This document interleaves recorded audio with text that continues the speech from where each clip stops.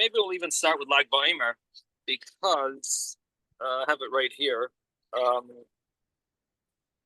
The insight about Lag Baomer, I have a sefer from Rav Pinchos Friedman. Its name is this name of the sefer is Kadaihu Reb Shimon. We're learning in the Gemara in the morning about Reb Shimon Bar Yochai, about how powerful he was and how he could have exempted everyone from any punishments. And so that's the term is Kadai Reb Shimon. Reb Shimon is worth it that you could rely on him whenever you're in a time of need. So that's the name of the sefer. Anyway, he has some beautiful insights about Lag Baomer. So I'm going to share with you a little of them, and then we'll jump to the Orach Chaim. So the famous story of Reb Shimon Bar Yochai, again, Lag Baomer is going to be on the 18th day of Iyar. So it's on a Friday this year, and it's in about 2 weeks, and so we're preparing a little for Lag Baomer. So Rabbi Shimon Bar Yochai, it's called his Yom Hilula. It's his day of it's his day of passing, but Hilula generally means day of a wedding, and of course it's understood that he reached such great heights on his in his lifetime, that he reached these not only great heights in his lifetime, but on the final day of his lifetime, he reached the highest levels of spirituality, and therefore it's considered a very special day. Lag Baomer, we celebrate, and in Eretz Yisrael they go to Meron. We make fires,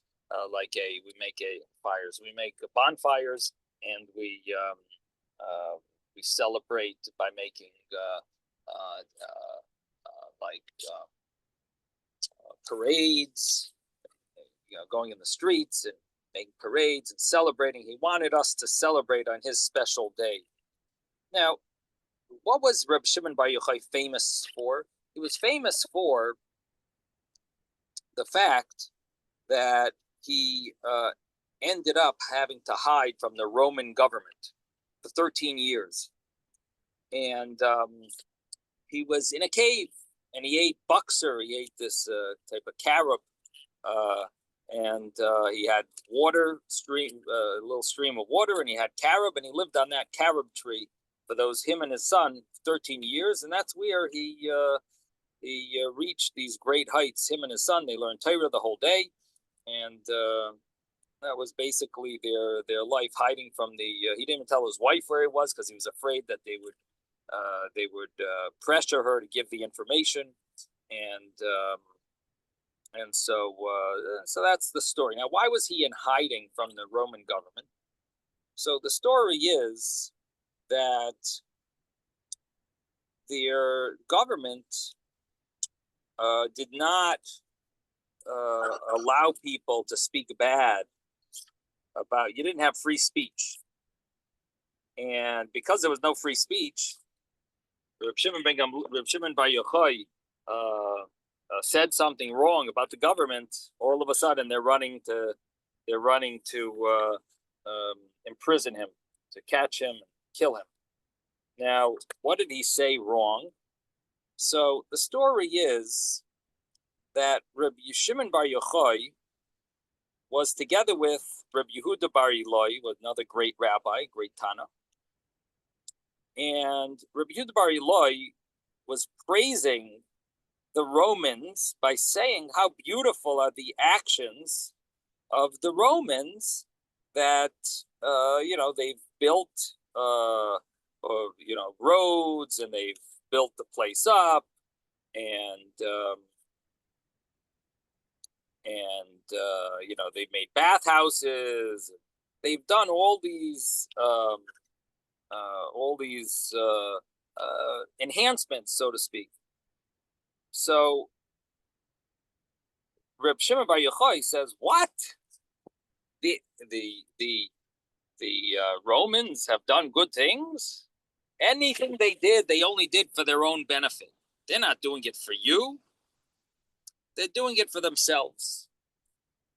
So this is the story where Reb Yehuda Bar Eloi and Reb Shimon Bar Yochai had this conversation, and what ended up happening was that Reb Shimon Bar Yochai ended up needing to go into hiding, and he ended up not only 13 years together with his son. He had to go in hiding until things cleared up. Now, what was the question is? So, what was Reb Yehuda Bar Eloi thinking?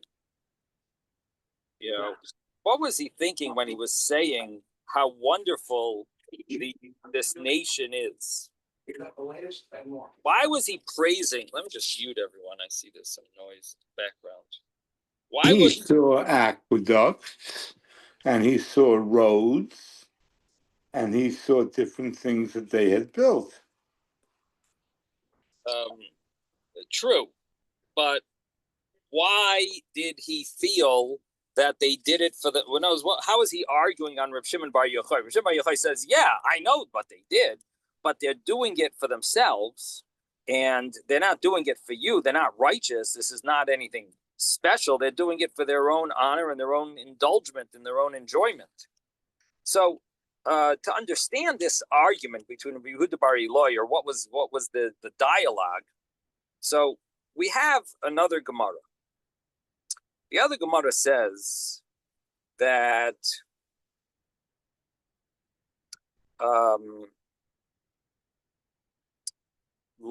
Lavai, in the future, Hashem is going to say, he's going to bring a Sefer Torah, put it in his bosom, and he's going to say, whoever was involved in learning Torah should come and get reward. All the Goyim are going to come. And Hashem is going to say, what were you involved in? And they're going to say, well, we did so much good stuff. We built these roads. We built bathhouses. We made a lot of money. And we did it for the Jewish people so that they could be Isaac and Torah. They should study Torah. So Hashem said, what is that? Come sit in a sukkah, so they should be Isaac and Torah. Right. So Hashem says, you shoitim shaba'olam, you fools. Everything you did for yourselves. You made roads in order to have prostitutes. You made bathhouses in order to indulge yourselves. The silver and gold that you claim that you brought a lot of business, it's all mine. Li hakesef v'li hazav, all the money is mine. So the Gemara sounds almost like Rashbi, Reb Shimon Bar Yochai's claim. Like the Goyim are going to claim they did it for the Yidden. And Reb Shimon Bar Yochai is saying, you did it. Hashem tells him, what? You did it for the Yidden? You did it for yourselves. That's exactly what Reb Shimon Bar Yochai is basically saying. So this same argument that the Gemara talks about in the future, it seems to be the argument of Reb Yehuda Bar Eloi and Reb Shimon Bar Yochai. Seems like it's the same thing. So the Maharsha asks this question. He says, how is it possible that Reb Yehuda Bar Eloi is going to praise the Goyim similar to the way they're going to claim later on, and Hashem is going to tell them that they're shaitim? How is it possible Reb Yehuda, so to speak, took their side? And the Maharsha answers that Reb Yehuda didn't say the same thing that the Goyim are saying. The Goyim are saying we only did it for the Yidden, that they should be able to study Torah. That's what the Goyim are saying. Reb Yehuda Bar Eloi was just saying that what they did was good, but he's not saying that they did it for the Yidden. He's saying that, yeah, I agree that they did it for themselves, but what they did was good. That's what the Maharsha answers. So what comes out is that the story that Reb Shimon Bar Yochai was with Reb Yehuda Bar Eloi, and they had this conversation, and the government got angry at Reb Shimon Bar Yochai. Why did they get angry at him? They got angry at Reb Shimon Bar Yochai, ready to kill him, because he spoke so negatively against the Romans. And the one who spread the word about this story was Yehuda ben Gerim. He was the one who told on them.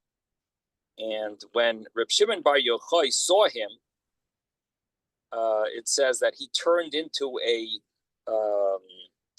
pile of bones. It sounds like Reb Shimon Bar Yochai, when he looked at him, it caused sort of like a punishment from heaven that this Yehuda ben Gerim, this one who ratted on them, that he got his punishment.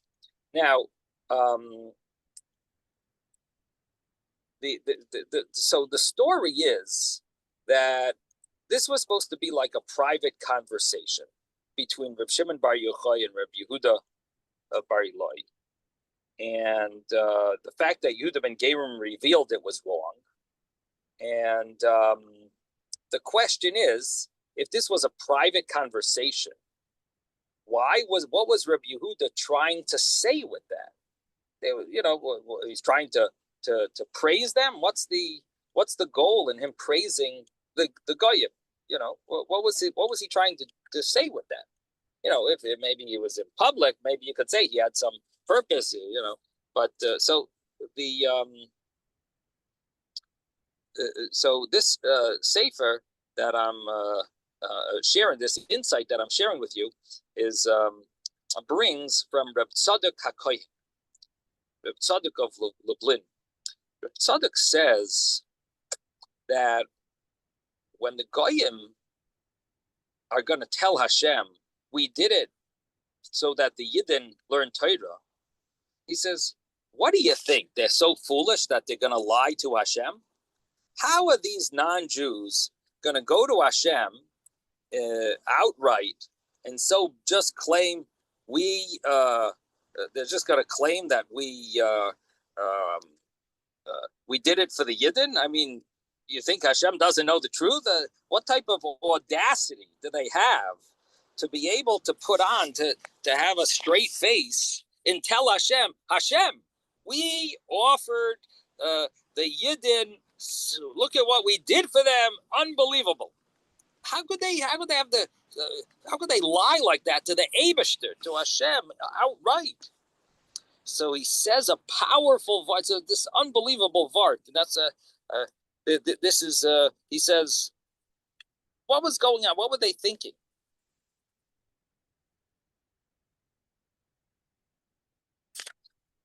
So he says, you know what the vart is?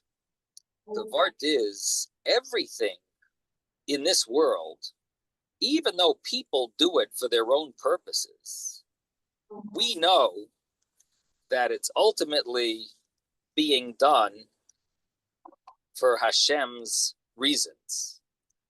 And everything is the way Hashem wants it. And he brings from the Rambam, the way the Rambam, Maimonides, in his introduction to the Mishnah, he says that whatever a person does in this world, it's ultimately because some individual is going to benefit from it. So you might be busy building your vineyard for years, enhancing it, and the whole goal, that the whole purpose, you don't realize this, is because one guy is going to end up one day drinking wine from your vineyard, and that's why Hashem arranged that you would spend all this time making your vineyard. He says everything is because of Hashem's goal. And all the actions, whatever is done in this world, it's because what the Eibishter wanted. He wants it for the Yidden. Now, if that's so, and everyone is going to realize that this is so what the Goyim are really saying is,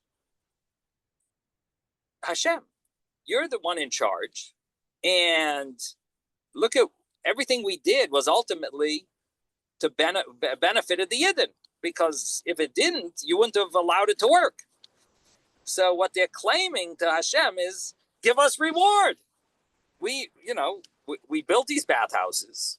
Of course, we built it for ourselves, whatever. We're not just going to discuss that. But your goal was that the Yidden are going to benefit from it. Okay, so give us reward. So this is this statement from the Rambam that everything in the world happens ultimately because Hashem has a reason for it.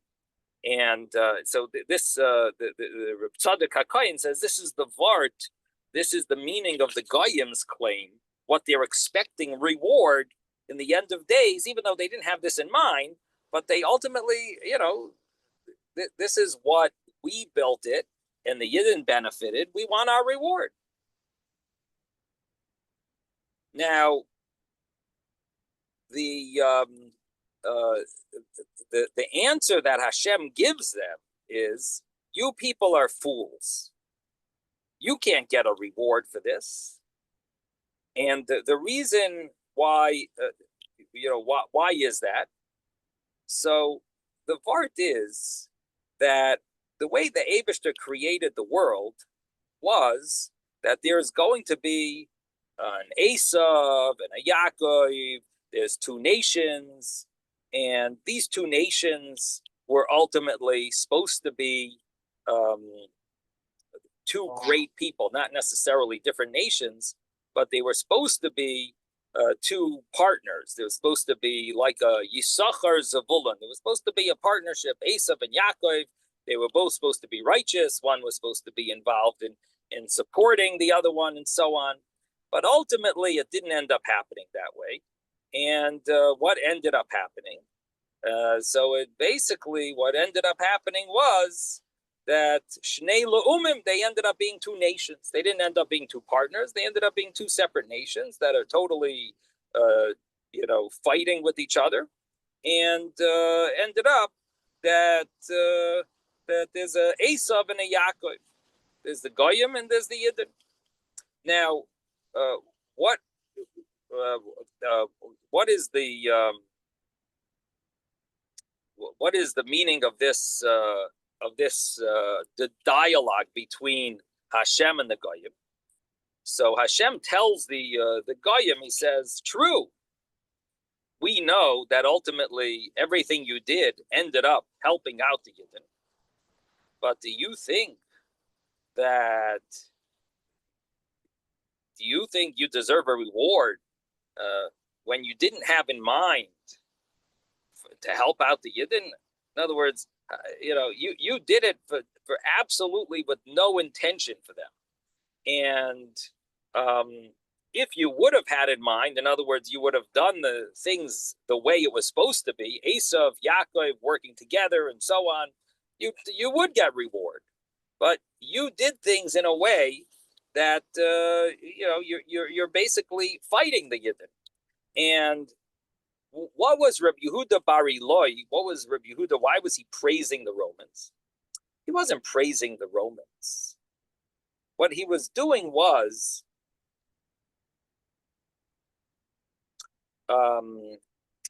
they were thinking about the way Hashem runs the world. There was Reb Shimon Bar Yochai, there was Rabbi Yehuda Bar Eloi, and there was a third rabbi there, Rabbi Yossi. And of course, Yehuda ben Gerim was the one who ratted on it. So there were all together these three rabbis that were thinking about Hashgacha of the Eibishter, Hashem's way he runs the world. And the way Hashem runs the world, what they were discussing is that ultimately, and Rabbi Yehuda was bringing this point out, that it's ultimately for the benefit of the Yidden, almost like what we say in the beginning in Bereshis, that it's Bishvil Rashis, because of the Yidden, Hashem created the world. It's because of the Torah and because of the Yidden, and that's why everything in the world happens. And this is what they were discussing. In other words, they were talking about great ideas about the way Hashem runs the world. And as we say, dvarim ha'indim berumay shalaylam, things that are applicable, important in their standing at the height of the world. And the way the understanding of this dialogue now is that Rabbi Yehuda Bar Eloi is talking about Look at the way Hashem did things. He made the Romans in charge, gave them power. They ultimately did these things for themselves, but it's benefiting. It benefits the Yidden in a tremendous way. Now, the Maharsha, who explained that that's not what the Goyim are claiming.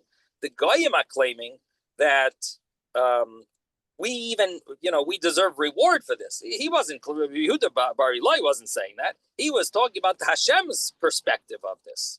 In Hashem's perspective of this, this is a very powerful idea, and how Hashem arranges that some Yid is going to benefit from everything.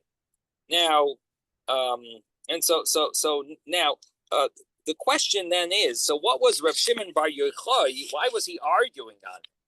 Why was Rav Shimon Bar Yochai claiming that no, they did it all like Rav Yehuda Bar Ilai was not claiming that they deserve reward, but talking about Hashem. So, in order to understand this, we have to understand. So, we have to understand what Rav Shimon Bar Yochai was replying. So, on a simple level, you could say Rav Shimon Bar Yochai was just clarifying that, not to argue on Rav Yehuda Bar Ilai, but just to clarify. By the way, you don't mean that they deserve reward. You just mean that ultimately the way Hashem runs the world, it's ultimately to benefit. Everything that happens in the world is to benefit Klal Yisrael. However, that's on a very simple level, and it doesn't really explain it the way it sounds like it's an argument. So a deeper way to understand it is as follows.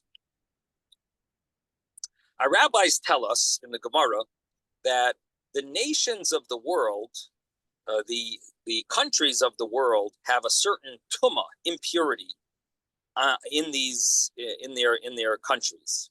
It's called the Gezerah of Tumah al Eretz Ha'amim. There's a Gezerah, decree, that nations of the world are going to be impure. Why is that? Why did the rabbis make such a rule on a deeper level? The reason is because the nations of the world on a spiritual level, they have impure thoughts and their impure intentions, and all of these impurities, even after the Goyim pass away, with all of their desires to, we see it all the time with the anti-Semitism and all that. So these negative things could affect the tzaddik. And therefore, the rabbi said, you know what? All of these countries are going to have a certain impurity. And what is the answer to this problem? How should a Yid be able to handle living outside of Eretz Yisrael in Eretz Ha'amim, lands of the nations, with a time of exile? How do you protect yourself? So the Rav Pinchos Koritzer has a vart. He says that the way to save oneself from all of these impurities that are in the world, the way to do it is that we have to have inside us a hatred. We have to have a hatred to evil thoughts, to negative things. It has to be disgusting in our eyes. In other words, there's the concept of staying away from evil, and then there's a concept of having a hatred towards evil. That this is disgusting to us. This is dirt. And so we have to, all the schmutz that's in the world, and we see it all the time on the internet, on YouTube, on all these different terrible things that people think that they have to teach the world, all things that are inappropriate, and and all the different all the schmutz that's out there. In addition to anti-Semitism and the murder and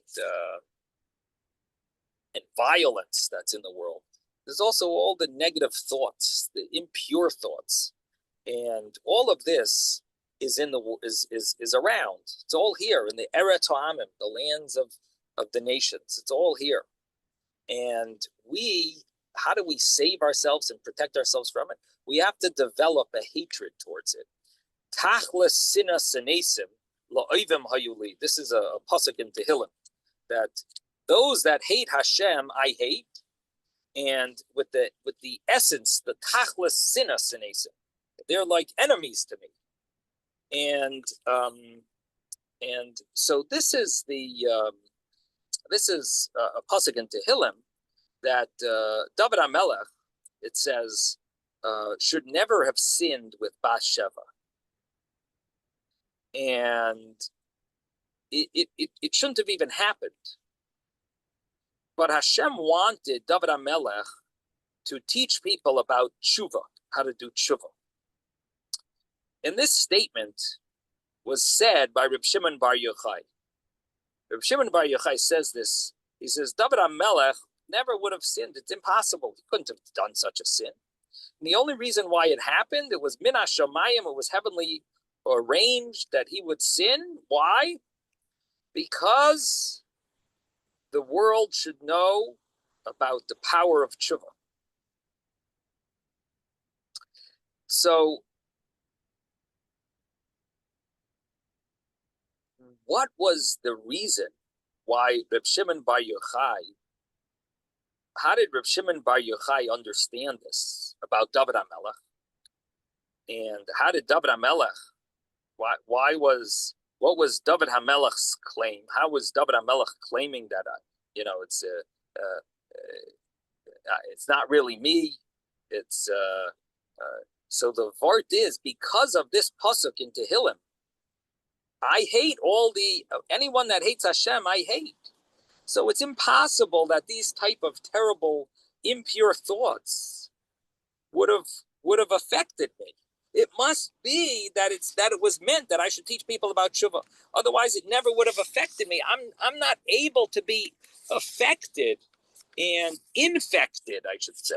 I'm not able to get infected by the schmutz that's around, because tachlis sina senesim, I have a hatred towards anyone that hates Hashem. Anything that's against Hashem, anything that's against holiness, all the schmutz that's in the world. These are all schmutz. These are all terrible, disgusting things in my eyes. And if that's so, I will be protected from all the dirt of the world. And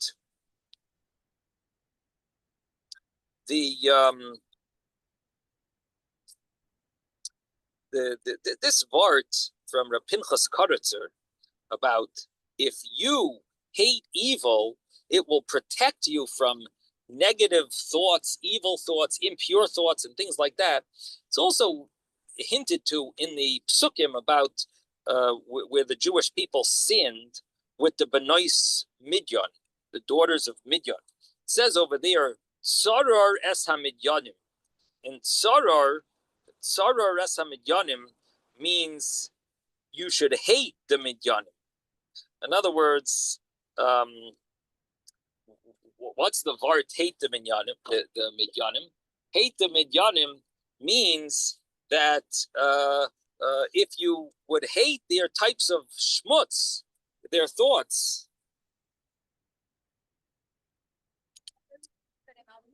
You only picked up the little ones. So the vart is Rashi says Aleichem la'ayev oisam. You should hate the midyanim.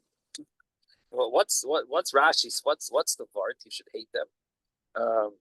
Destroy them. Well, you have to hate them because the vart is that's the inyan of protection.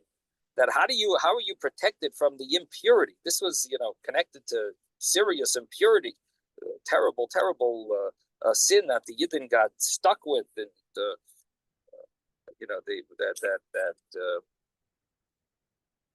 Yidden suffered from, and the Torah tells us, "Sarar lashon haiva aleichem la'ayavaisam." It's upon you to hate them. What do you mean hate them? We're killing them. We're killing them out. We have to kill anyone that might have sinned, and so on. So what's the so the part is that by feeling an element of hatred, it protects you from impure thoughts. And this is what it says. Oyave Hashem sinu ra. The lovers of Hashem hate evil. Shoimer nafshois chasidav miyad rishayim yatzilem. If the lovers of Hashem, they hate evil, and that causes that shoimer nafshois chasidav, Hashem guards, protects the souls of his righteous ones, and he saves them from the hands of the evil ones. And that's the meaning of this inyan, that by hating evil, this is a powerful part. So far what we've seen here is these two major insights. Number one, everything in the world that happens and anything that people do, you have your own intentions. The Goyim have their intentions, but ultimately Hashem is making it work because of the Yidden. It's all for the Yidden. And this is a vart from, it's really in the Rambam, it's really in Maimonides, in introduction to the Mishnayos, but the Tzadok develops it and brings it out, and he says this is the meaning of Rabbi Yehuda Bar Eloi's statement about the Romans. And then comes this other vart about protecting oneself from the machshavos ra'os, from impure thoughts, by hating evil. And the interesting thing is the pasuk that Tehillim starts with, Ashrei, or the word that Tehillim starts with, Ashrei ha'ish, praiseworthy is the man that doesn't go in the advice of the wicked. And that chapter of Tehillim, it says it starts with Ashrei and it ends with Ashrei. Now, the meaning of that is that chapter 1 and 2 of Tehillim are really one chapter, and that beginning of Tehillim, the beginning of that chapter starts with the word Ashrei, and in the end of it, it also ends with the word Ashrei. It says Ashrei kol choisei bo. It's the end of the second chapter, but really it's considered one. So what was the meaning? What was David HaMelech emphasizing in this beginning of Tehillim, in his introduction to the book of Tehillim, about staying away from Rishoyim? What is the word that he uses? Ashrei. What does Ashrei stand for? Aleph, Oyave. Ashrei is the Aleph and the Yud is Oyave Hashem, and the Sin Reish is Sinu Ra. The lovers of Hashem hate evil. If you want to protect yourself from the wicked, you have to have a feeling of hatred towards, not towards evil people, but towards evil entities, towards the concepts of evil.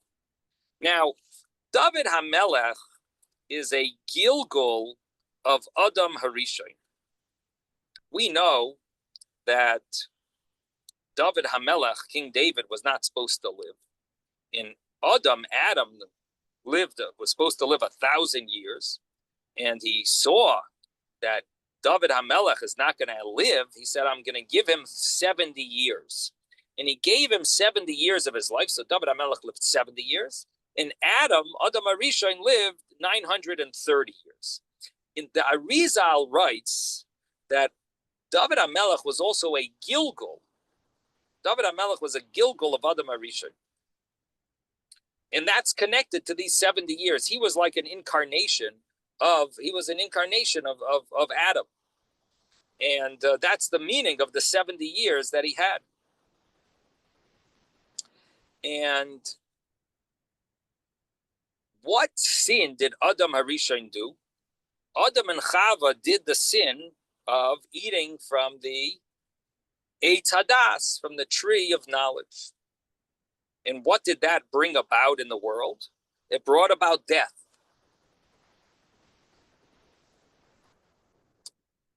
That was the punishment that mankind got from eating from the tree of knowledge. What do we find about David HaMelech? David HaMelech never slept properly. Why didn't he sleep properly? Because he was an incarnation of Adam HaRishon. In being an incarnation of Adam HaRishon, what did he need to fix up? He needed to fix up this punishment of death. And the way he fixed up the punishment that he caused, he's the one who caused death in the world. So what did he do? He never went to sleep properly. He never slept more than, it says, 60 breaths. And the Gemara in Brachos talks about it, how he would wake up every night in the middle of the night at Chatzos, and he would learn Torah and sing, and it would the Gemara goes through what he used to, how what that two mishmaros. He would wake up 2 mishmaros before dawn, which basically means even before midnight. And the Gemara says a contradiction. Did he wake up at midnight, or did he wake up ashmurais kidau? Forget the wording, but it says 8 hours before dawn he was already up.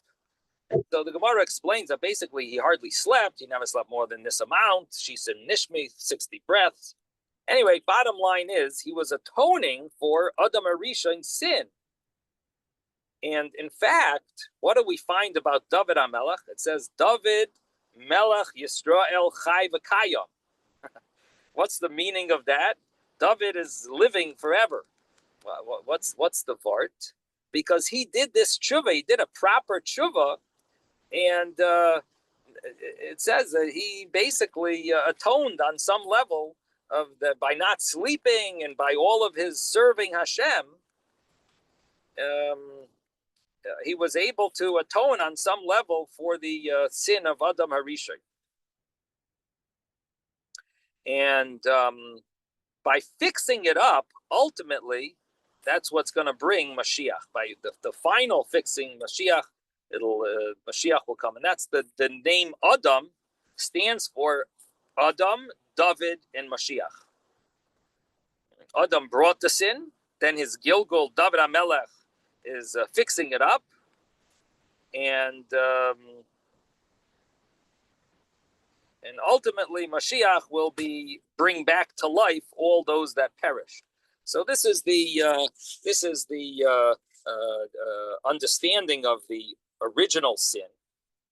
And now, if that's so,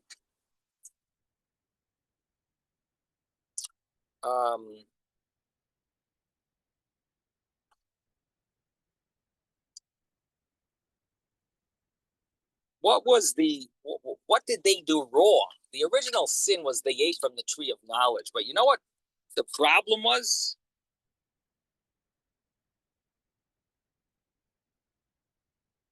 The problem was that they hung out with the nachash, with the snake.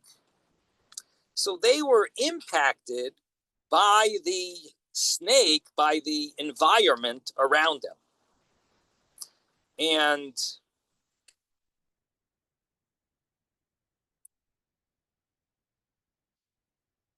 if they would have stayed away from the evil, they never would have had the sin in the first place. So what comes out from this is that Hashem cursed the snake, that there should be hatred between him and man. Eva Ashis Bein Cha Uvein Ha'isha. It's powerful. I'm going to put hatred between you and people, and Bein Cha Uvein Ha'isha Vein Zara Cha Vein Zara, between your children and her children. basically there's going to be hatred. What's the pshat? That's the concept of hating evil. It's separating this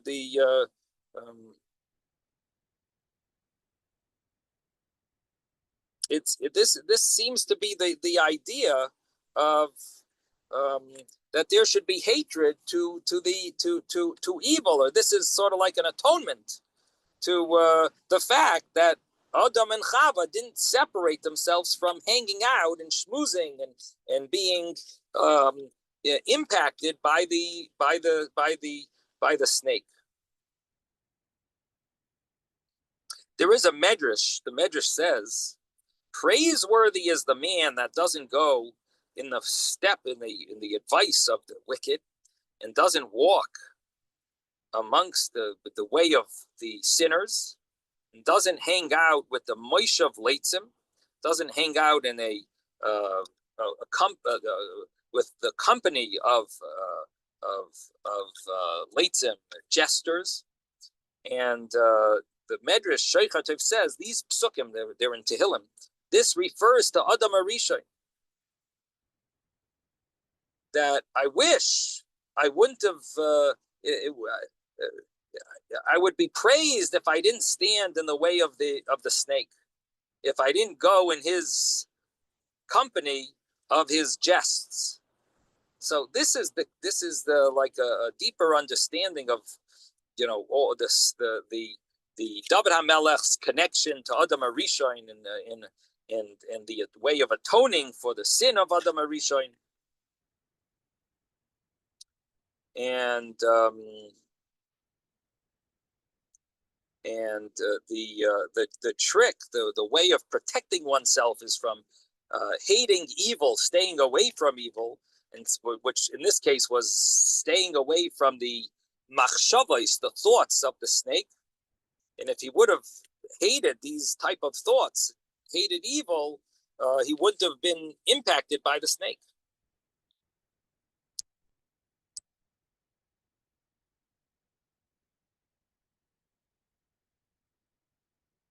Now, this is the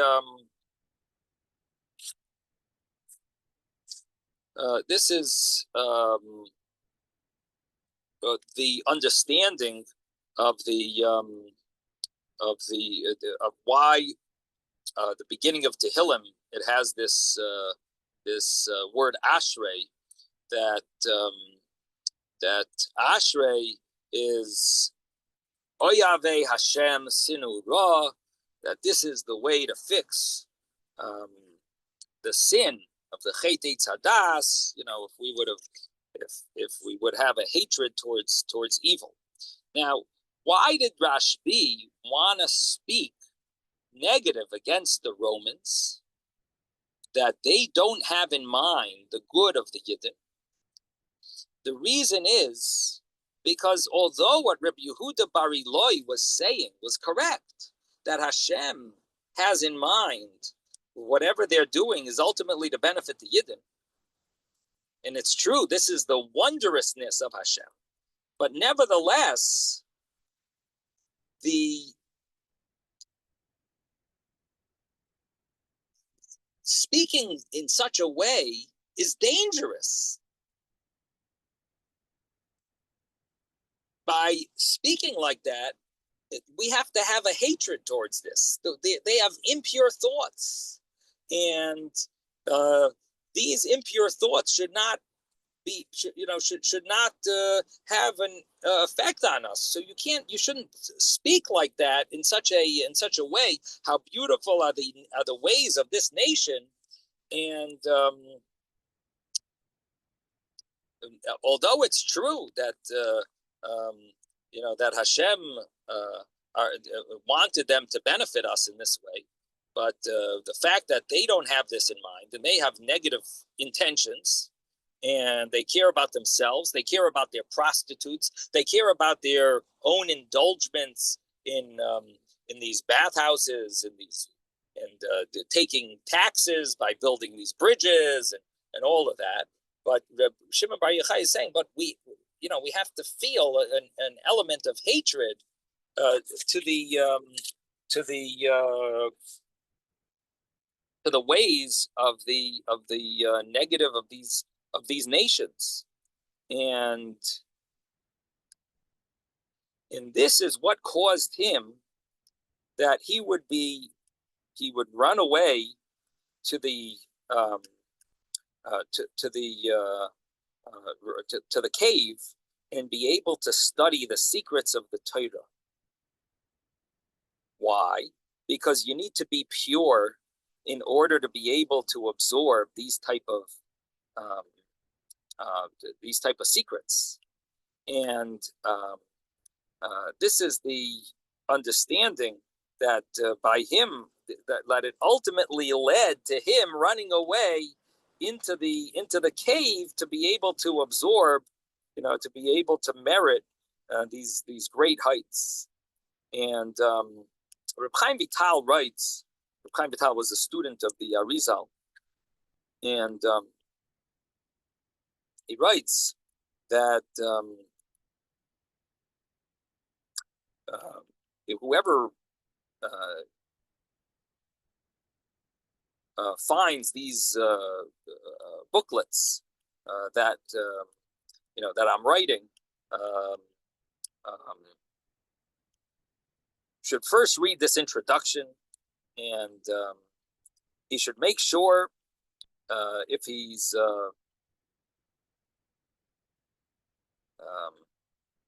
if he wants to get into this type of wisdom, meaning Kabbalistic writings, he should make sure to accept upon himself to fulfill everything that I write. And Hashem should testify about him. Hashem will testify about him that no danger will come to him. And the main thing is, in a person, the main thing at the beginning of everything is Yiras Hashem. You should fear Hashem and be awed by, fear punishment, be awed by Hashem's greatness. And you won't get that only through in other words, first of all, you have to fear punishment. The higher level of fear comes through understanding more, through greater understanding. And the main thing, the main goal in knowing this is to remove the thorns from the vineyard. And people who study this type of wisdom are called those that that cut away the thorns. Pruners. What is that? Pruners. Pruners. Someone who prunes. Pruners or people who take care of the vineyards. And for sure,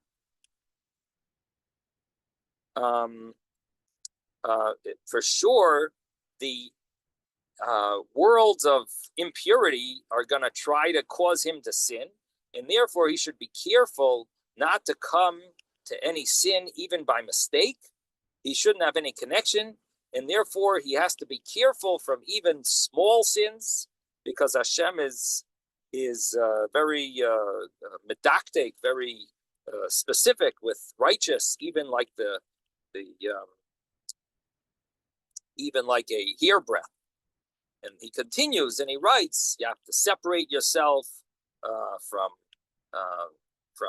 anything evil. He says separate during the week from meat and wine, all the days of the week, and sur meira, stay away from evil.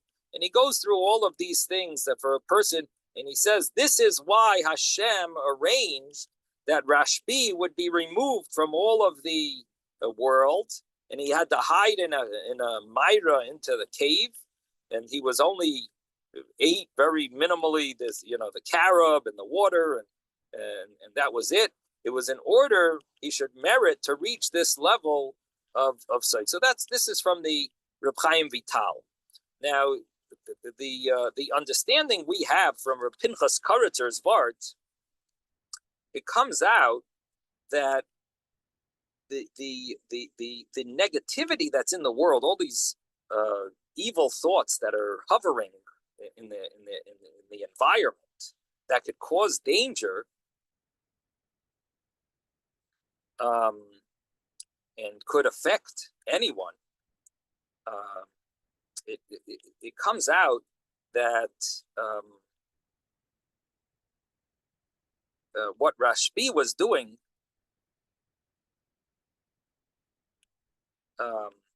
was that he was expressing his evil, his hatred towards evil, and by doing that, he was protecting himself because he was in a position where he was in a very dangerous state.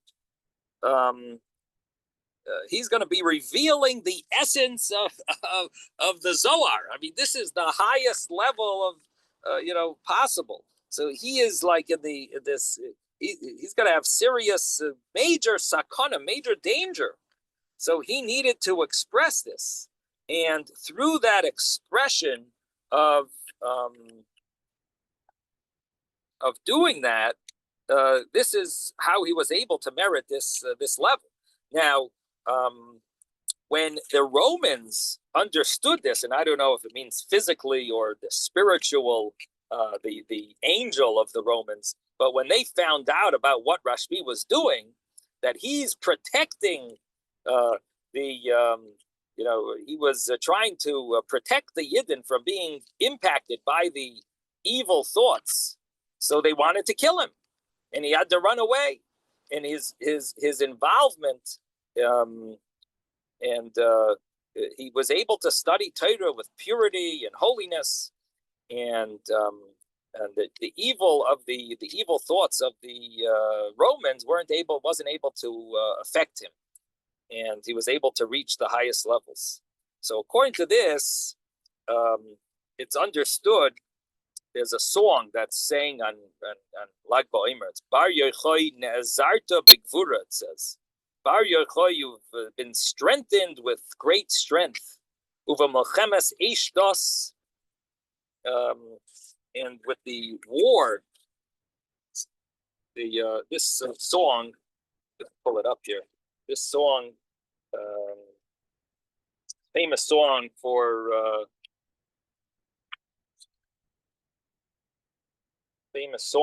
Lag Baomer. Let's pull it up.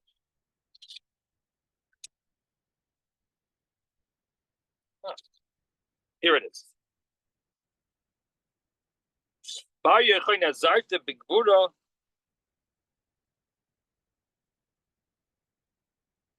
Uva Melchemes Eish Das Hashara V'Cherev Hoitzeisa Mitayra Shalachta Neged Serecha. Basically, you're extremely strengthened with gvura, with strength, with the fight of the fire, Eish Das, the fire of religion, and Cherev, you took out your sword from its holder, and you brought it out against your enemies. What's the meaning of that? What is it referring to? He fought. Who was he fighting against? This is the Vart. He was fighting against the evil thoughts of the Romans to protect the Yidden's machshavos, the evil road that it shouldn't impact the Yidden from the negative thoughts of the Goyim. And so this is the deeper meaning of the story of Reb Shimon Bar Yochai and Reb Yehuda Bar Eloi and Reb Yossi, who had this conversation, a dialogue, and how it brings out the greatness of Hashem, and it brings out how to protect oneself from all the schmutz that's in the world, and by having the concept of Ashrei, of Oyave Hashem Sinu Ra, that by loving Hashem, the lovers of Hashem, they hate evil. By hating evil, we're able to protect ourselves from all the machshavos, the evil, impure thoughts in the world, because we have to feel a hatred towards it. And by thinking this way, it really changes your whole perspective, and it could change your life by not wasting time, precious time, with all the different schmutz that's out there, because we have a hatred towards evil. We don't want to be impacted and affected by the foolishness of the world. The world thinks this is great and that's great. It's all nonsense. And by hating that, by feeling a little hatred towards those negative perspectives of the world, we're able to protect ourselves from all of this schmutz and all of this wasted time as well. And our minds can be pure. We're able to think purely, and do things with a pure heart and a pure mind. So that's a little insight, and I see my time is up. So you have a little insight for Lag Baomer, and maybe next week, maybe we'll try to do another one. Sei gesund, everyone. Have a good evening. Thank you, Rabbi. Thank you, Rabbi. Thank you, Rabbi. Okay, you're welcome.